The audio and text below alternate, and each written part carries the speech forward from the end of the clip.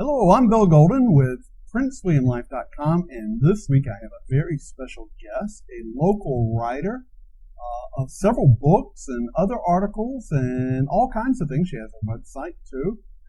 Miss Carole Foley Bellacera is with us, and what I'm going to do right now is place a call to her and see if she's ready to talk. You're not going to hear the phone ringing, but you should hear her voice just as soon as I connect. My dog waiting for your call. Oh, what kind of dog? He's a black lab, but he's got a little bit of husky in him, so he has a blue eye. So why don't you tell us a bit about yourself? I understand that you're originally from Indiana. Yes, I grew up in Indiana, about 20 miles outside of Indianapolis, close to Speedway. So tell me how you ended up in Prince William County. Oh, well, military. I know how that goes. I joined the Air Force after I graduated from high school, and after I went through tech training, I became a medical technician, and I wanted to see the world. That's the reason I joined military. And where did they send me after I got out of tech school? They sent me to Illinois. So that was at Scott Air Force Base? Exactly. 4 hours from home. All I had to do was get on Interstate 70 and be home in 4 hours. So, but about 2 years after that, I got my dream assignment to the island of Crete in Greece. Okay, well that surely made up for Indiana, didn't it? Oh yeah, it was wonderful. And then it turns out I met my husband there, so I gave him a flu shot. And we've been married for 37 years now. Okay, so you were medical then? Yeah. Okay, so were you a doctor or were you in the nurse corps? Medical technician. Okay. I did patient care, and I took the vital signs, and in Greece they actually let us hand out drugs too. We couldn't do that in the States for some reason. Well, we have a thing for handing out drugs in the U.S. Yeah, I know. Had to give shots, things like that. I worked in labor delivery for a while at Scott Air Force Base. Well, okay, I know what that's like because I was Army for 21 years and I traveled the world. Although I ended up back here again in Northern Virginia, although my family is from the Norfolk, Virginia area, where we got off the boat several centuries ago and the fishing wasn't really good. So I know what that's like. Oh yeah, I mean we traveled around a little bit, not a lot. I mean we were at Andrews Air Force Base for a while, and then we went to Hawaii for 4 years.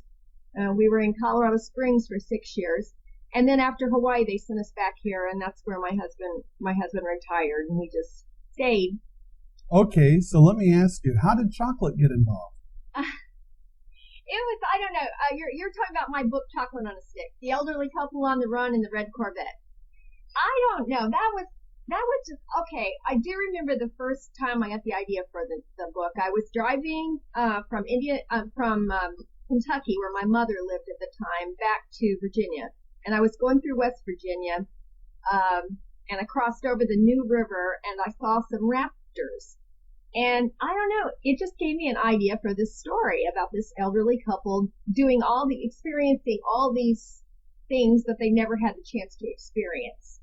So, and it was probably the easiest book I ever wrote. It was very fast, and these voices just came to me, and these characters just took over, and it was a real joy to write. But I'll probably never write another book like that ever again. So the voices that came to you, did this happen before or after you stopped handing out drugs? It was long after. Well, okay, so it was a long after. But now moving on, why don't you tell us about your new book that has come out? Your new book is called Lily of the Springs. So why don't you tell us about that? The book is described as being a lot like a slow dance to a Patsy Cline song. Growing up, my mom just loved Patsy Cline, and she would often turn out the lights in the house and sit down in a big chair, light up a cigarette, and just crank up Patsy Cline. I know. I love Patsy Cline too, and I was very excited to get that blurb from Teresa Medeiros because I can't imagine anything better to be compared to than a Patsy Cline song. And because the book is set in the 50s and the 60s in Kentucky, it really fits. Although we all know Patsy's from Virginia, but yeah, the book actually was inspired by my mother's life growing up in Kentucky. She married really young, and I guess things didn't turn out in her life exactly the way that she thought they would. And she died 14 years ago. And I just decided I'm going to write a story inspired by some of the things I heard her talk about, and I'm going to give her a happy ending. Well, happy endings are good.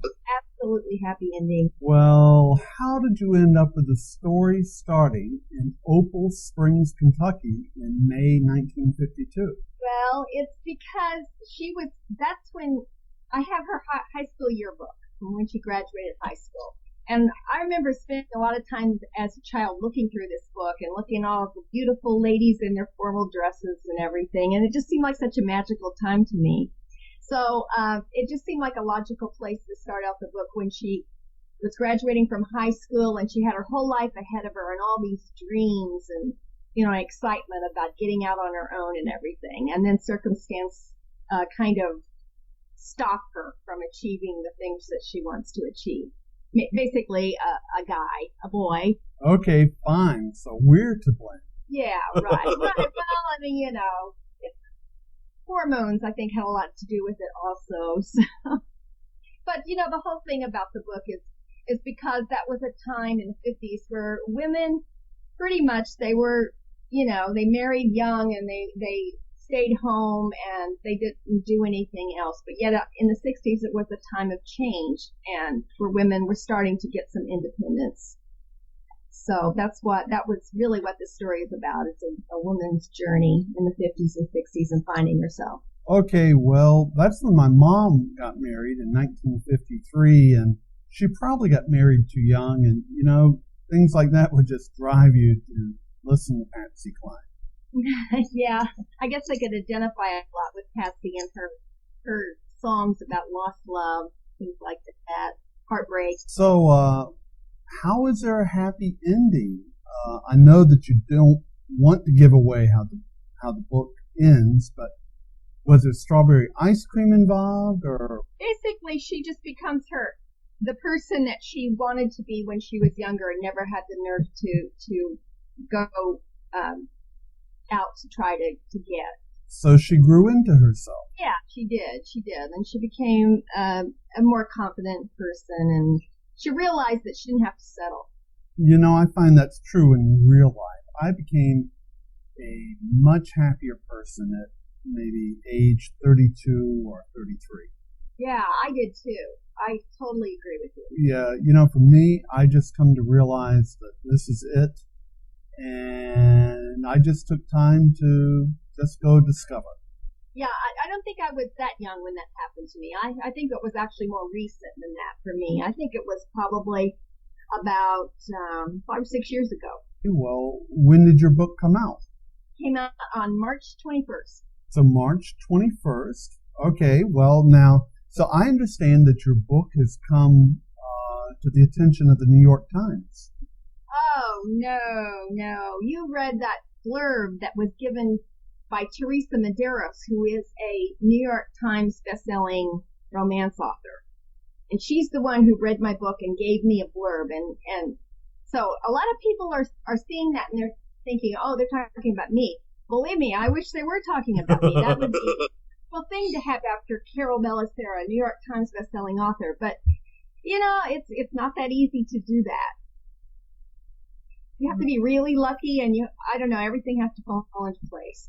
I know the way the modern world works, and I guess that means that Amazon has to sell about 3 million copies? Yeah, at least. Are your books out there in electronic form? Can we buy them on Amazon.com? They are, every one of them. When my first books came out, my first 4 books were published by a New York house in 99, and I had 4 come out right in a row every year. And then eventually they went out of print because, they weren't selling as well as they would have liked them to. And so they went out of print. So what I did is I got my rights back for those 4 books, which was probably the smartest thing I've ever done in my career, was to, tell my publisher, look, I want the rights back.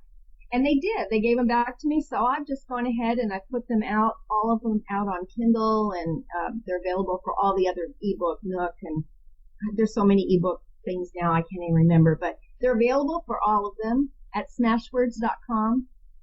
And I'm reissuing the earlier books in print also, because once they're out of print, no one can find them new anymore. So I said, well, I've got the rights back, so I'm going to put them out in print again. So now I'm doing that, not all at once. I want to kind of ease back into it. And, like a publisher would, putting out books every few months or something. Right. Are you using a micro publisher for that? No, I'm going through Amazon's Create Space. My husband, actually, he's a computer programmer, so he's the one who's actually doing this for me, because I'm not all that good with all the technical stuff. I do the creative stuff. He does the technical stuff. Well, if you didn't do the creative stuff, then there wouldn't be anything for him to do. Absolutely. And I'm so grateful that I have him, because I just, I get any little problem and I'm just like, I want to just give up on it as far as technical, like if I'm on a website and it's not doing what I want it to do, I just get up and walk away. I just don't have the patience to sit and try to, figure things out. So I see that you had a slow moment in April. I'm reading your newsletter here. And rather than try to just come up with something to say, you decided to go skiing. Yeah, for a time there, we were going skiing every winter. We would go up to Vermont for a week, and because we really loved it. We had a real passion for skiing. But I think what you read was probably the one that was the last ski trip we ever went on. I'm reading your newsletter on your website, and I don't see a date on the newsletter, but hey, you do have a very nice website. It's women's fiction with a twist. Yeah, I came up with that. So you've got this link called Beating, the Bella Signature Collection. What's that about? Oh, yes. I'm also a jewelry maker. That's a hobby. I take it seriously because I enjoy doing it, but I don't do it, to like make money. I do craft shows in the summer occasionally, and I make a few $100s here and there, but it's not anything that I'm like super serious about. It's just fun. Your jewelry collection is very attractive, and especially the Barbara Stanwyck collection. So, we'll put that on princewilliamlife.com, and when people visit your website, we'll encourage them to visit your beading section. Did you see my jeweled trees? Your jeweled trees? I see necklaces. I probably haven't updated that part yet, but yeah, I make these jeweled trees out of jewelry, old jewelry or broken pieces of jewelry, whatever. Right. I got the idea from my aunt in Kentucky. And it actually placed third place in the Washington Post Christmas craft competition this year. Hey, congratulations. So that was kind of exciting.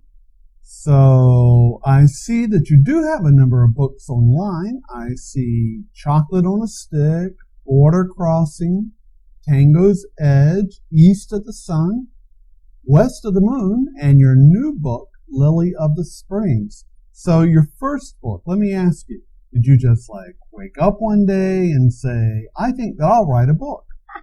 No, that actually happened to me much earlier than that. I was watching the Winter Olympics and I said, man, I want to write a book about the Olympics. And then I tried and it didn't go anywhere, so I quit. And I didn't write again for another probably 10, 15 years. Well, that'll kill you.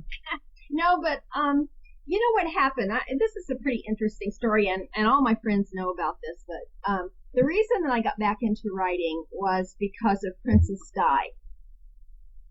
We were stationed at Andrews Air Force Base, and she and Prince Charles flew in from Australia, and my girlfriend, who also happened to be named Diana, got me up that Saturday morning and said, let's go down to the flight line so we can see them come in. And I didn't really want to do it because I figured we wouldn't get close enough to see anything.